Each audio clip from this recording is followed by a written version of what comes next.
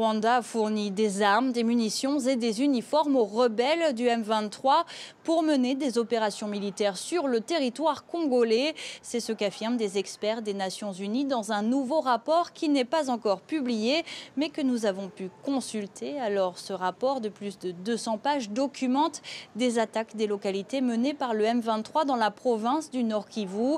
Et les experts onusiens disent avoir collecté des preuves substantielles démontrant l'intervention directe des forces rwandaises en RDC.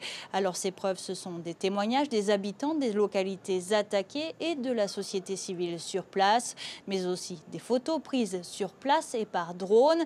Alors, sur ces photos, on peut voir des munitions utilisées par l'armée rwandaise et récupérées par les forces armées congolaises, mais aussi des hommes portant des uniformes et du matériel connu pour être utilisé par les forces rwandaises. Le rapport documente des faits qui se sont produits entre novembre 2021 et octobre 2022. Alors, c'est un rapport très attendu ici à Kinshasa car les autorités dénonçaient depuis plusieurs mois le soutien rwandais aux rebelles du M23. Des accusations qui jusque-là avaient du mal à être entendues.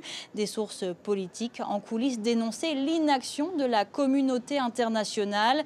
Désormais, le Rwanda est aussi accusé par les États-Unis et plusieurs pays européens de soutenir les rebelles du M23. Malgré tout, Kigali continue de nier et accuse à son tour Kinshasa d'instrumentaliser un conflit à des fins politiques.